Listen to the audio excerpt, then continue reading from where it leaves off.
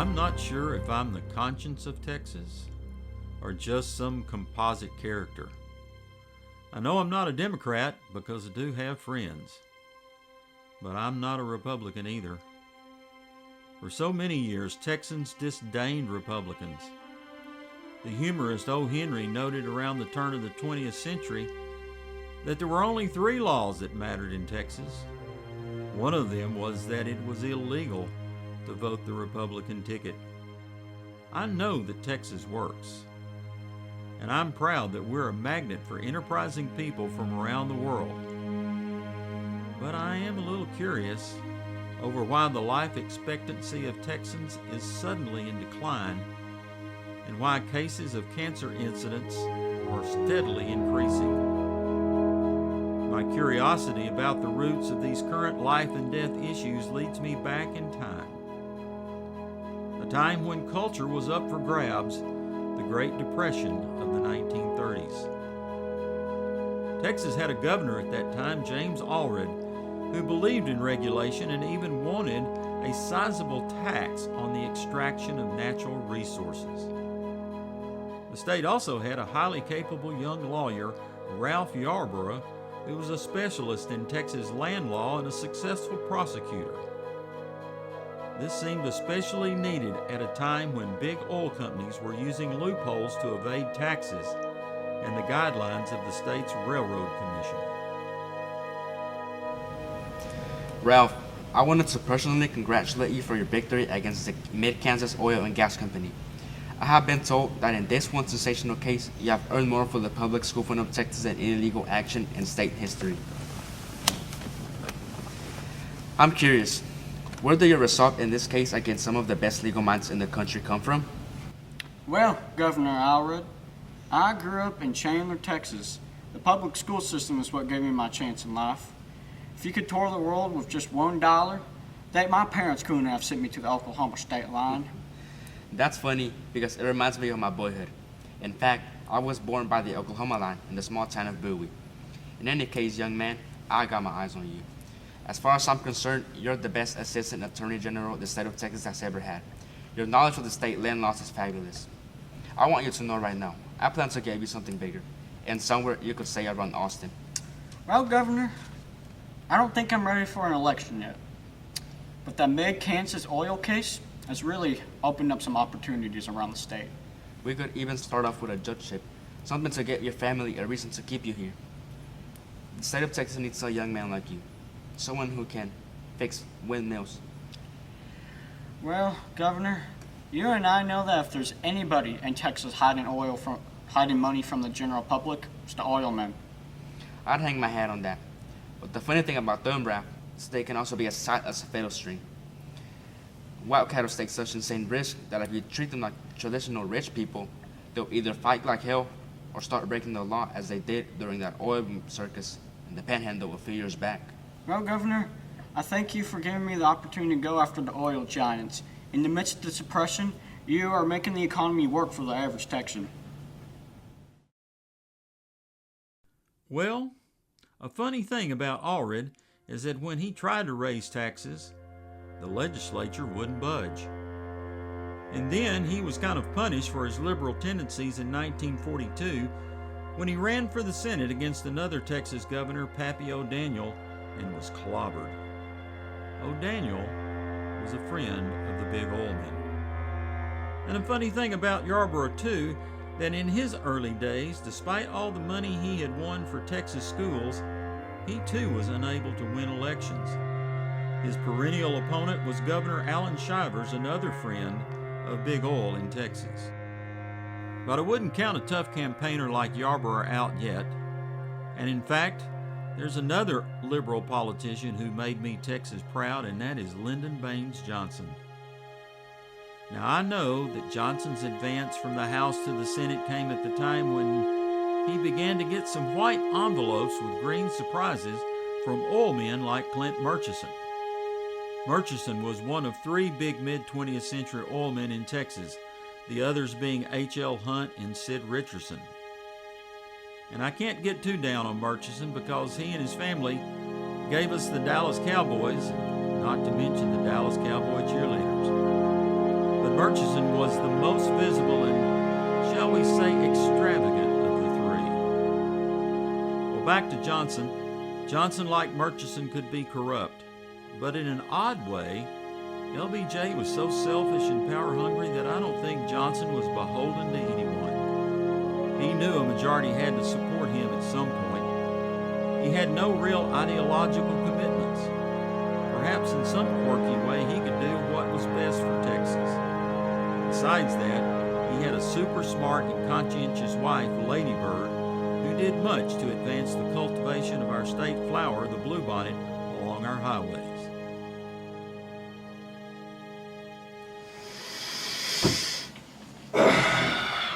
Can't sleep. Well, Senator Johnson, it may be an indifferent night, but I think a lot of good's coming together. Lucy's gaining weight, and Linda had her first day of kindergarten. And our manager at the KTBC radio station said that our advertising roster should get us up to $100 grand.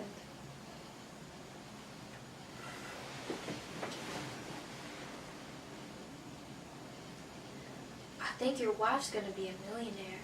I think you're dying. I hope you're happy. Lady Bird, I am generally content with this situation, aside from my stomach deciding it didn't want to play nice with me this morning, so to speak. Lyndon, I tell you again and again. Too much alcohol on an empty stomach. You don't eat right, and then you drink too much. Oh, dear God, help me, we're going to have this conversation again. Lady Bird, I have got a revolving door, a clientele. Oh, dang. Now, it'll all be worth it, because I'm doing very good in the Senate, I should think, and I do reckon it. Now, I have just today gotten 2 new staffers. I have got the best food and travel budget of any senator right here and right now. And I have got a fully stocked bourbon cabinet for usage when those old dogs come round wanting to do some real business. Now, Lyndon, I know you're not stealing from our radio station or the Soviet, and our finances are the same. So where is all this extra money coming from? Now, darling, don't you worry your pretty little head about that. You worry about your duties as my wife. You worry about getting my breakfast to me in the morning, 2 sunny side up at unbroken yolk eggs with some black coffee. Oh, dear Lord, I'm salivating at the thought. And that nice morning post to start my day.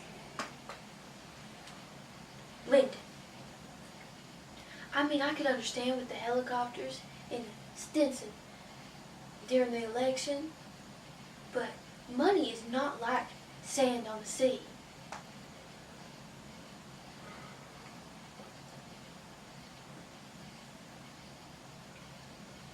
Where does a junior senator get all this money from? Well, if you're so concerned about the matter, dear, I have got quite a few supporters here in Texas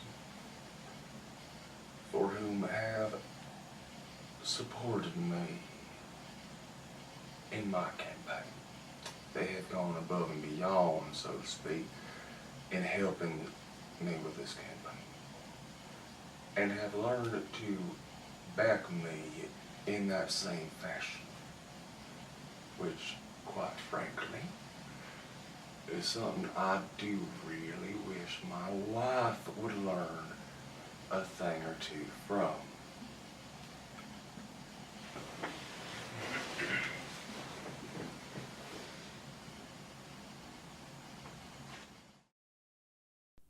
You could see that an ambitious first-term senator like Lyndon Johnson might be just the man to deal with the chairman of the American Energy Commission, Leland Olds. Olds, a New Englander who had received his highest degree from Union Theological Seminary in New York City, was acutely aware of how resources like oil were readily available only to a select clique of oilmen. Moreover, that clique was moving west. Olds favored federal policies that would give consumers the power to check the producers of oil. Unfortunately for Olds, Lyndon Johnson had already wined and dined several senators, including one Senator McFarland of Oklahoma, who in hearings about oil had some tough questions for the energy czar.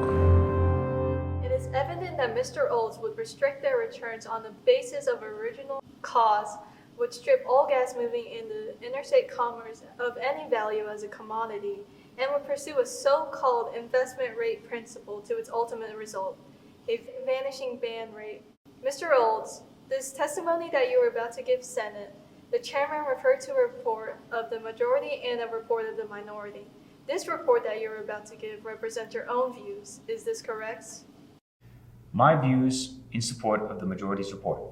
But we want to know whether what you are saying represents your own views, or is a compromise of the majority. Senator, with all due respect, I would not be putting my name on the line for a cause I did not personally support. You have the floor, but keep it brief. Senator, your misuse of my words is a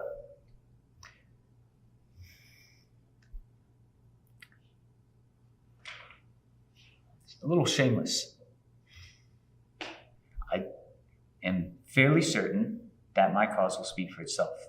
I just want to say this. If a producer finds it in his advantage to sell by utility market to utility market, and he decides to do so thereafter, I think he should be subject to regulation because it is a utility business just as much as sale by pipeline to utility market. He could choose, however, he can say, I prefer not to sell to utility market. And in that case, he can keep his gas and sell it any way he wants. But once he chooses to supply a utility market, then he assumes that responsibility, which both the federal government and the state governments have indicated require regulation in order to protect all interests concerned.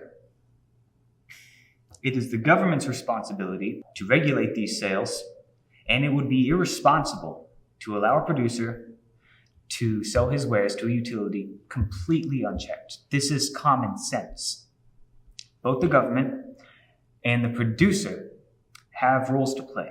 All I'm asking is that you let them play them properly. Nothing you do to try and twist my words will change that. Well, howdy.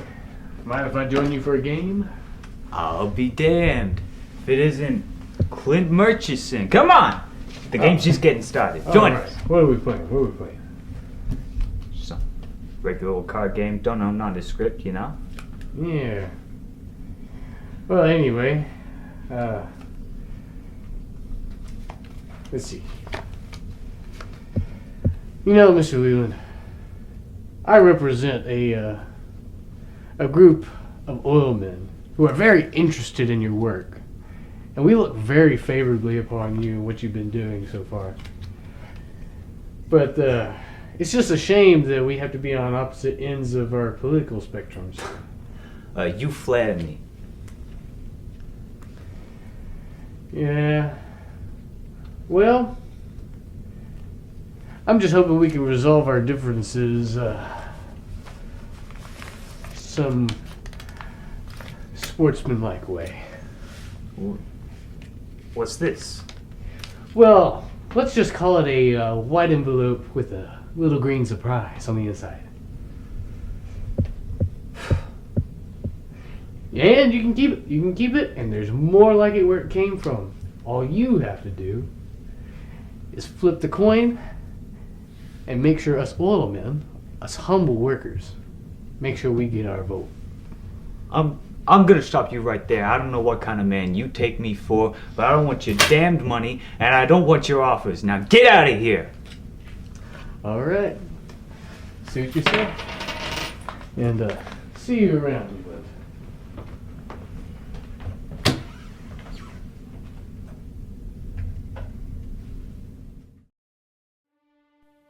Perhaps I shouldn't be so proud of Johnson, especially when he behaved like a barnyard animal. But he did have a way with words. He once called President John Kennedy's brother Bobby that little runt.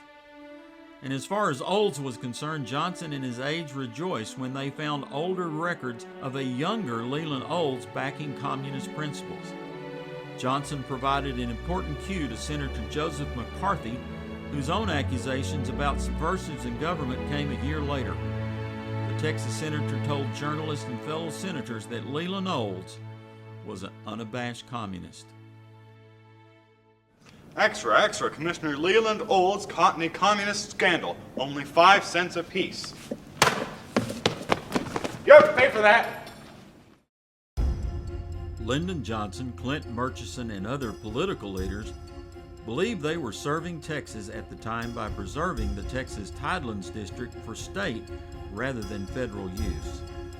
This could have provided some nice beaches, but instead, it provided another rich field for oil drilling, and a new Texas multimillionaire oilman came on the scene.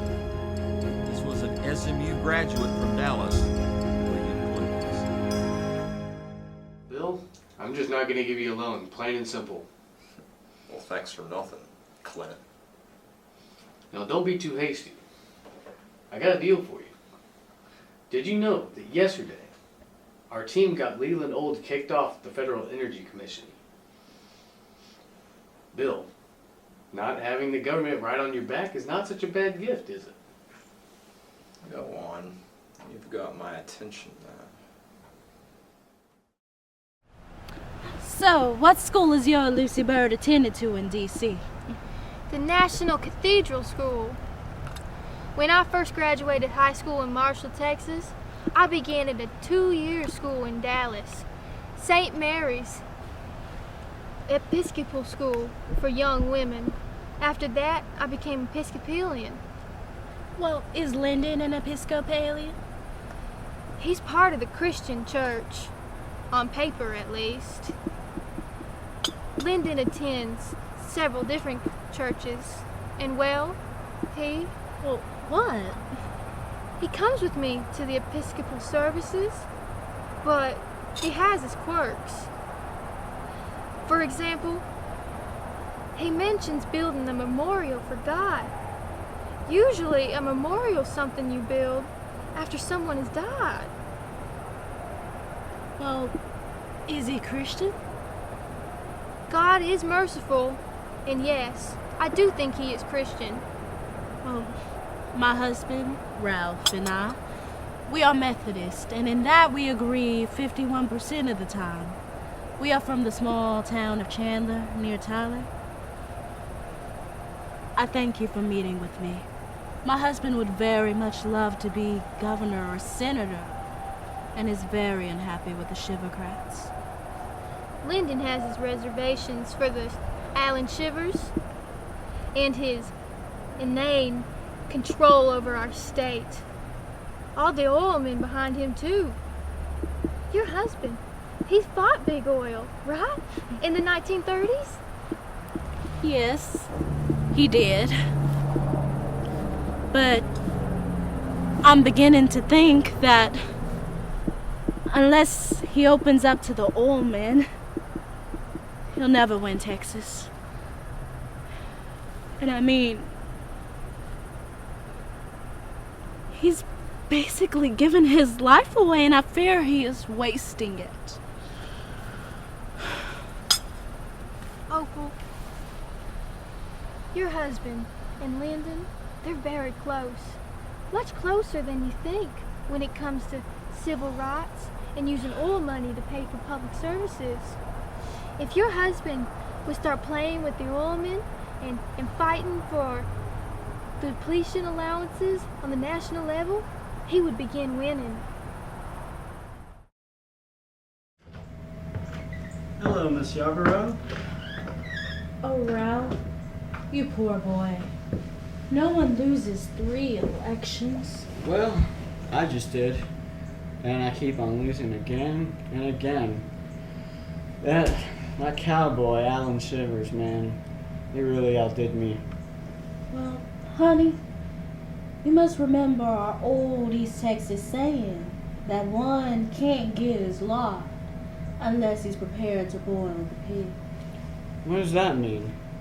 Stop going against the oilmen and start using them. Honey, these men are totally against the society that I am fighting for. I think you need to keep a date with me and go to the Arts Museum in Dallas tomorrow. We can stay at the Hilton in the Arts District. I suppose. Well, it should be told that Opal's plot got Yarborough to see a recent painting purchased by the Dallas Museum of Art. It was The Oil Derricks at Night by Fort Worth artist George Grammer. Rather than portraying rusting gray networks deleting the countryside of color, Grammer adorned his derricks with coronas that glistened with life-giving light. A delft blue horizon holds out against the black duco night. Copper tones and goldenrod colors appear, a testament to the wealth that oil provided, not only for the oil barons, but for the thousands of roughnecks, accountants, machinists, welders, truckers, and construction workers that Yarborough hoped to represent.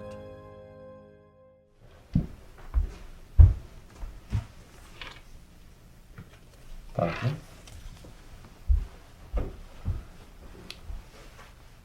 Nora, I'm rather glad that our wives have something in common, as my wife's from Karnak and yours is from Tyler. Well, Chandler, actually. Irrelevant.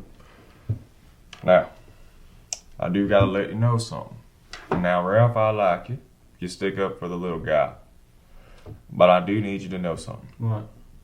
That you are thoroughly a dumbass. Now, why am I stupid if I have paved the way for equality for society? Well, I'll explain. Now, you generally are pretty good about fighting for the little guy. But you have forgotten a very, very, very important group of little guys. Namely, our working class. More specifically, the working class working for the oil companies. Which, as harsh as it seems, are one of the bigger employers to our constituents. So, you've forgotten about those truckers, and you've forgotten about those roughnecks working for them their oil companies. No. I oppose the Murchisons and the Richardsons. Well, that's a mighty fine coincidence, I dare say, as I do as well. Now, can you take a wild guess as to what it is? No? Didn't figure. You see, you're bending over backwards when they're bending you to their desire, whereas I am bending them to mine. Now, how do you do that? Well, when you're the federal government, or any sort of government, you have to make a fair few compromises, as regrettable as it is. Now, that means you have to be able to fight for that oil extraction. You have to be fighting for their right to drill in the Texas tidelands. As lamentable and as irritating as it is. But. There are no buts, Ralph. The only but I want to see or hear is yours in that seat as I go and educate you on the matter. Now, I'm going to make a winner out of you whether you like it or not.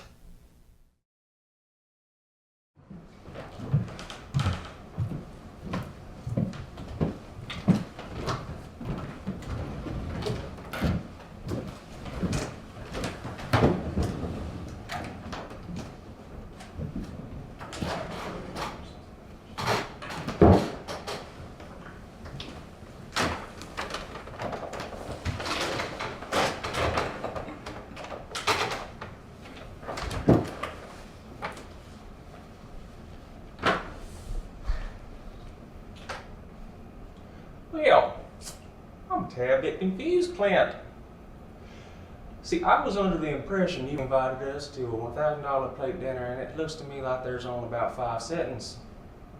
Well, it seems that someone has jumped the gun and bought all of them. But that we shouldn't worry about that. We have everything we need, and everything has been taken care of by a great guy. This guy, I mean, I tell you what, he has taken care of a lot of your investments in the oil fields. He has taken over the tidelands in just one fell swoop. And his name is William Clements. Welcome, Texas Tide couple, and thank you to my dear friend Mr. Yarborough here. It's me, William Perry Clements, the SOB of Texas. Sweet old Bill, that is.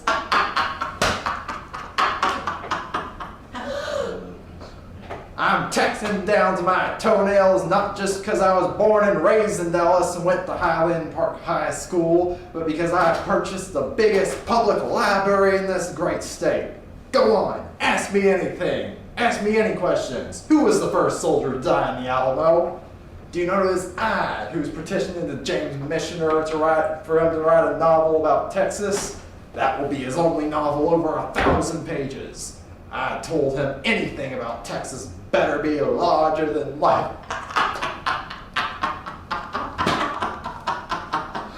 Oh, I just love Texas. Senator Johnson, I have to thank you for all that tide time you've been giving me lately. Why, we just tore down a coral reef to put down one of them big oil rigs on the coast. Why, you should have seen it. Right out there, that shabby, splendid thing in the sunset. Oh, did you know the Texas Tidelands are making waves with the surfers?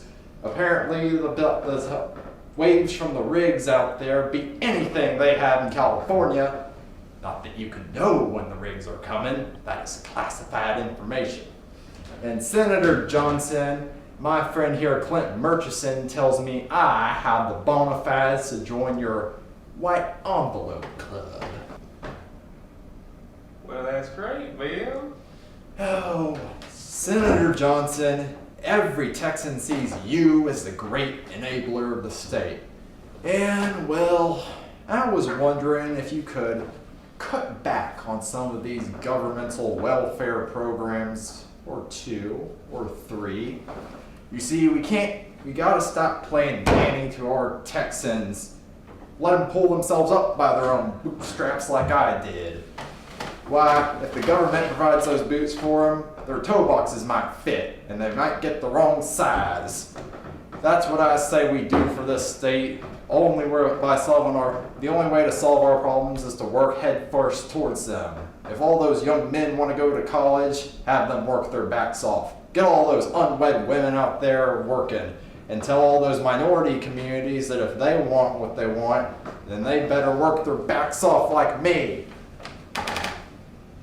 I see this thing with interesting eyes, and you have a lot of explaining to do. I must be a favored person being invited to your bedroom, Lyndon. Actually, Ralph, I never know who I'll find in Lyndon's bedroom. The other day, 3 reporters were in here. Of course, this morning, the majority leader of the Senate is not feeling well. Well, let me start. Ralph and Lyndon, I believe that your support of the Texas Tribute to Depletion Allowance has created a monster. Even the scent of this man repulses me. Not to mention his cigarette smoke. He is like some Frankenstein from the Texas shore, like some beast from the sea. William Clements is a new breed, all right.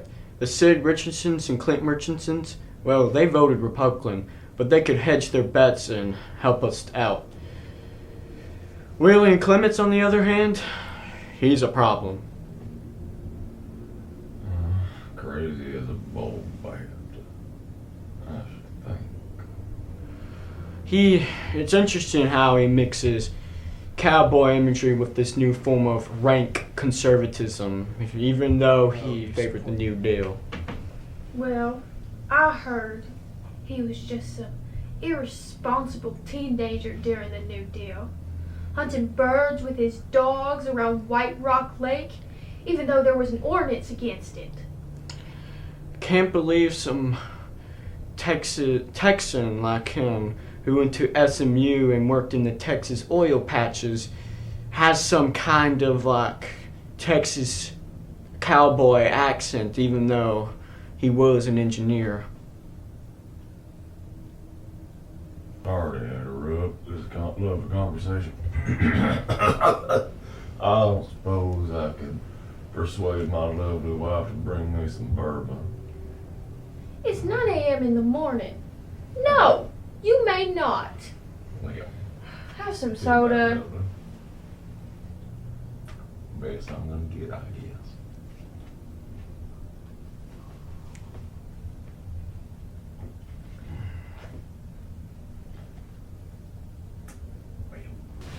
guess. Well, I wouldn't worry about Clements. His conservatism, well, it's old school. He is so uncouth and unable to control his emotions. He can't even talk in any sort of winsome way. Without any major coaching, he won't be able to influence the general public and call the shots in Texas.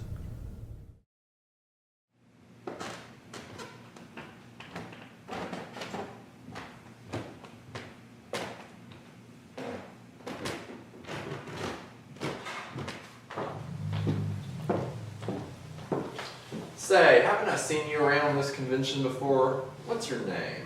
Yes, you probably have. My name's Rita Bass. Oil has been in the family. You know, my father's Mason Crocker. He was a big oil man. And so is my husband. You probably know him. His name's Richard Bass. Oh, I know your husband from my Highland Park high school days. How's his mountain climbing hobby going? Oh, well, that's a long trail, the story. Say, why don't you join me? I hear you're woman into a Republican Dallas politics too. I have some serious funds I could let loose for the cause. Oh, so now you've caught me already. I take it you'd like to contribute to our Republican campaigns in North Texas? I sure would. It'd be my patriotic duty, madam. Now, how much do you consider to be a reasonable amount? Well, it's $1,000 to help elect John Tower as the first Republican senator of Texas. Say no more, madam. Say no more. Let's see.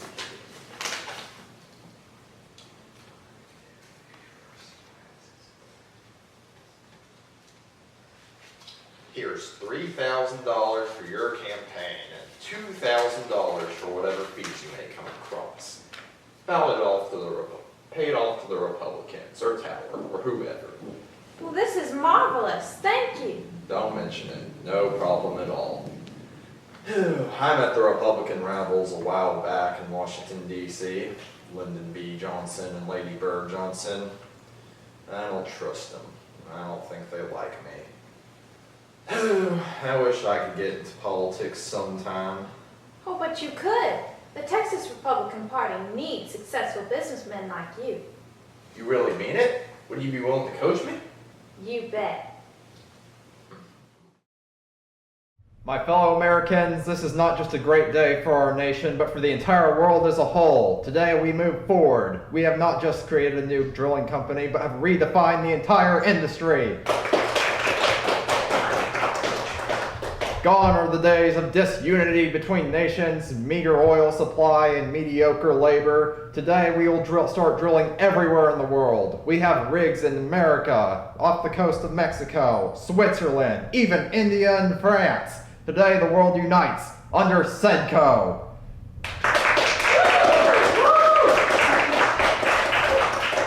I predict that within a few years, walking to places will be once a fable. Everyone will be able to drive, no matter where they are. We will never run out of crude oil supply. However, I would like to address some skeptics in the room, mainly our would-be investors who are a little leery of us and our enthusiasm of our mass drilling in the Texas tidelands. To them I say, the time has never been more ripe. We will drill everywhere. We will yield thousands and tens of thousands of crude oil barrels a day, with the unity of the nations all working in one. Why, the only thing that separates us from a modern day Tower of Babel is the fact that God himself smiles upon the nations. Today we move forward under SEDCO.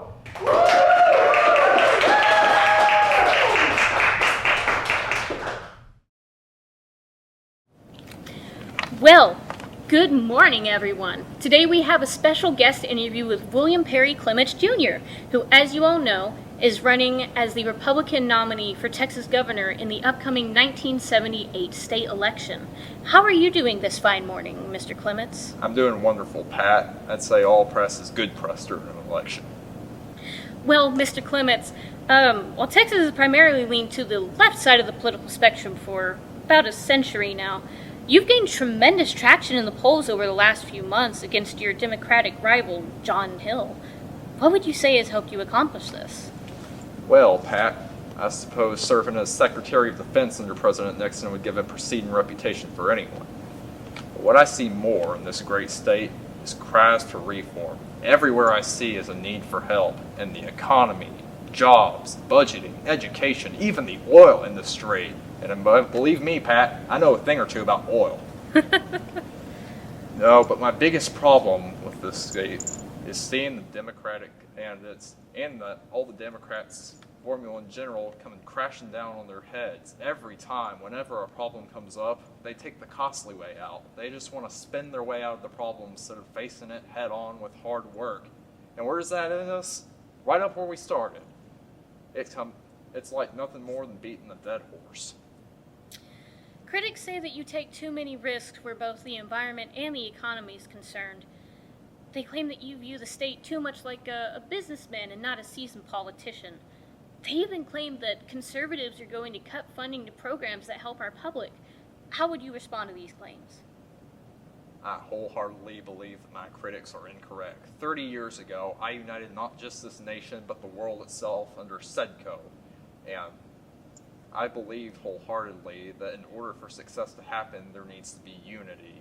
And a unified economy is a strong one indeed.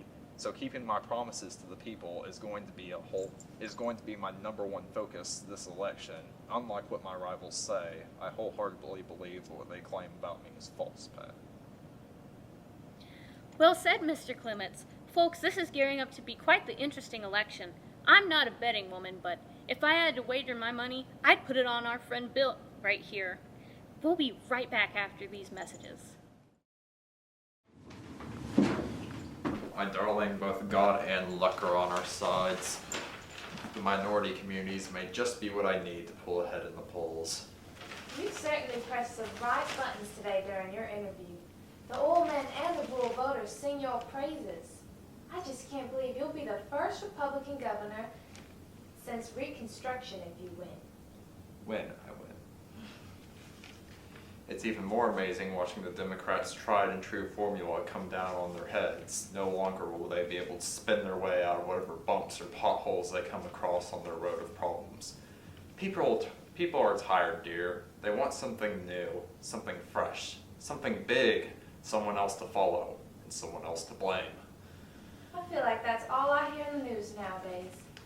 People don't want to solve the problems that are already there. They simply want to put the blame on whatever official who's already in charge.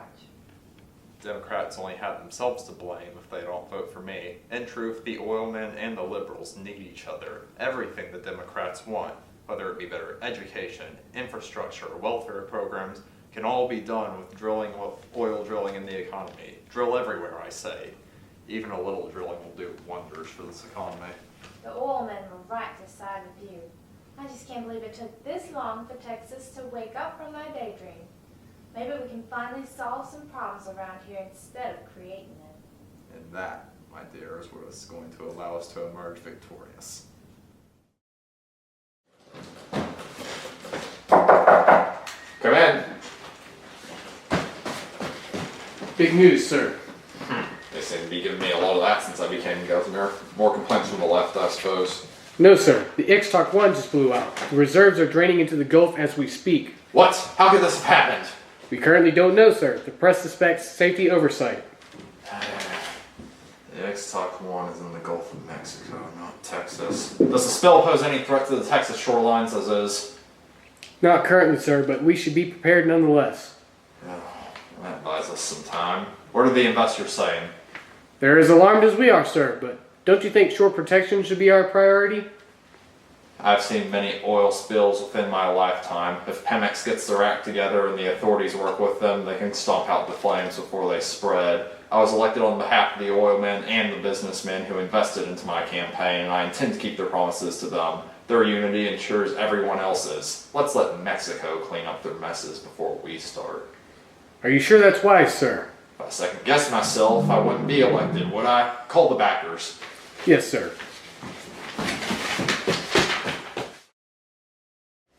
Oh dear, don't feel so blue about the spill. As you said, it's just like spilled milk. Milk does make a mess, but it can be cleaned up. My darling, I have begun to worry that my public image has begun to sag. Well, that will never happen, Bill. You were the first Republican since Reconstruction to sit in the governor's mansion. And you were the one who started drilling in the tidelands before we knew for sure that Texas would have it. And I think people should admire you for taking that risk. You exemplify capitalism and stewardship of the land so that all Texans can prosper, so that we can have giant interstates and great oil distilleries and be the energy capital of the world. That may be, but the environmental issues that my political rivals predicted long ago have just begun to emerge. Johnson and Yarborough thought they were great, but in place of their interests in regulated economies, you gave us the freedom that we fought for in 1836 against Santa Anna. You are the truest Texan of all time, Bill. You represent how Texans have coped throughout history. They had a situation, they made the best of it. If they needed wheat in a plow up West Texas, they did it. And if they needed billions of barrels of oil to whip the Nazis, they did it. You are a true hero, now and forever, Bill. Thank you, darling. I couldn't have said it better myself. Rita and Clements clicked to a degree that helped change the political direction of our state. Despite his anger management issues, Clements was the man for her after being humiliated in her own first marriage to mountaineer Richard Bass. The marriage of Rita and Bill Clements lasted until his death in 2011. When Rita met Clements, her husband Richard was living apart at his snow resort in Utah, partying each weekend with lovely women from around the world.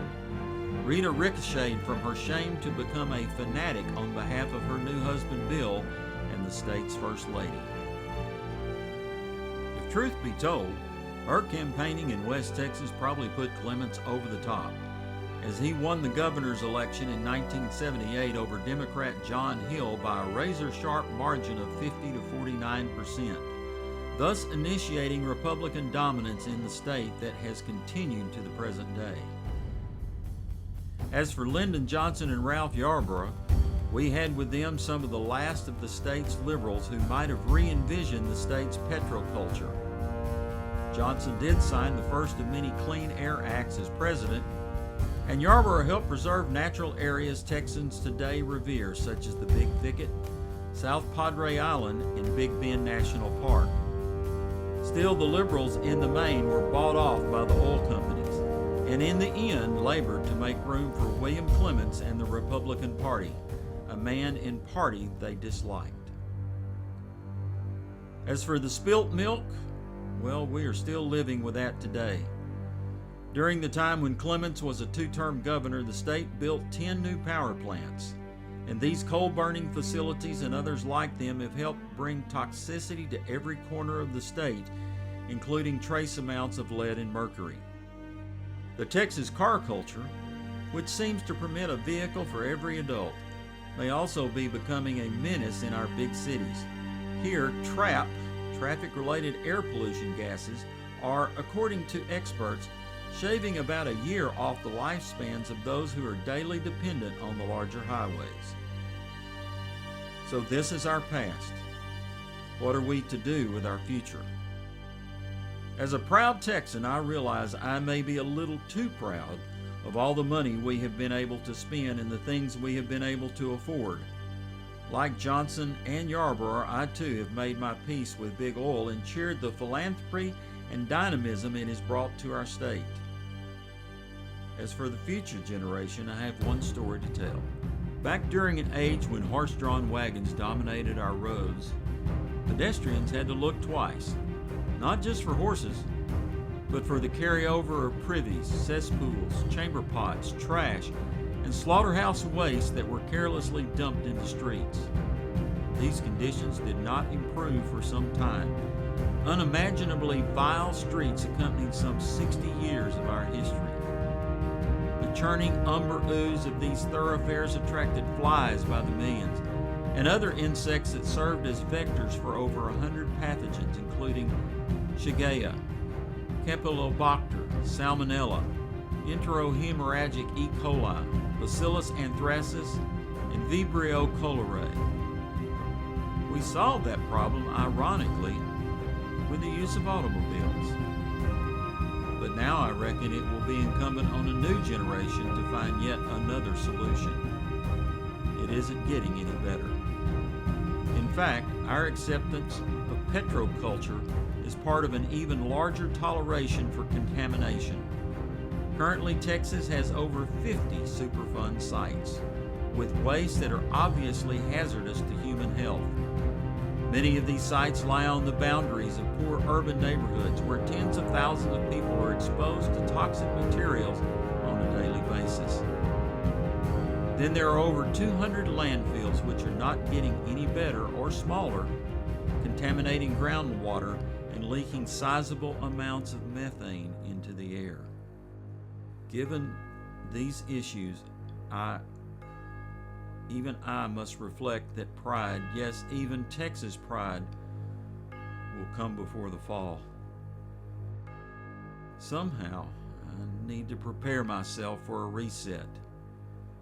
I need to become more conscious of the ways I might be breaking my own law not to mess with Texas. I don't want to have lived only to destroy. But I am confident that we can find some way to rethink habits that have become injurious. We cleaned our streets. Though a recent study attests that I still wouldn't want to live by it, the water of the Houston Ship Channel has gotten better. To some extent, wind and solar power have diverted the problem of acid rain.